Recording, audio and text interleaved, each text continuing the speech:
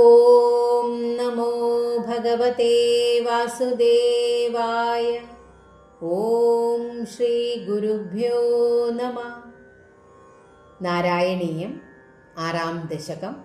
വിരാട് സ്വരൂപ വർണ്ണനം. 1-ാം ശ്ലോകം. ഏവം ചതുർദശ ജഗന്മയതാം ഗതസ്യ പാതാളമീശ തവ പാദതലം വദന്തി പാദോർധ്വദേശമപി ദേവരസാതലം തേ ഗുൽഭദ്വയം ഖലു മഹാതലമദ്ഭുതാത്മൻ. അല്ലയോ അദ്ഭുതാത്മാവായ ഈശ്വര, ഇപ്രകാരം 14 ലോകങ്ങളായി സ്വരൂപമായി തീർന്ന അവിടുത്തെ പാദങ്ങളുടെ അടിഭാഗമാണ് പാതാളലോകം.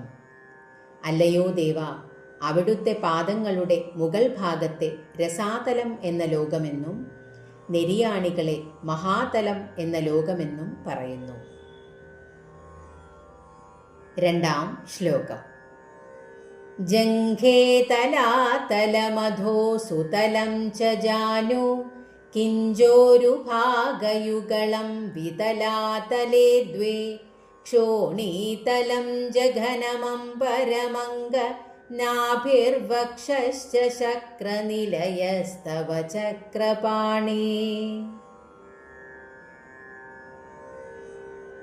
അല്ലയോ ചക്രപാണിയായ ഭഗവാനെ, അവിടുത്തെ മുഴങ്കാലുകൾ തലാതലം എന്ന ലോകവും കാൽമുട്ടുകൾ സുതലം എന്ന ലോകവും തുടകളുടെ 2 ഭാഗം വിതലമെന്നും അതലമെന്നും പേരായ ലോകങ്ങളും അരക്കെട്ടിൻ്റെ മുൻഭാഗം ഭൂലോകവും പൊക്കിൾ ആകാശലോകവും മാറിടം സ്വർഗലോകവും ആകുന്നു.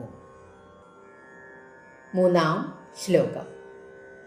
ഗ്രീവാമഹസ്തവ മുഖം ച ജനസ്തവസ്തു ഭാലം ശിരസ്തവ സമസ്തമയസ്യ സത്യം ഏവം ജഗന്മയതനോ ജഗദാശ്രിതൈരപ്യന്യൈർനിബദ്ധവപുഷേ ഭഗവൻ നമസ്തേ.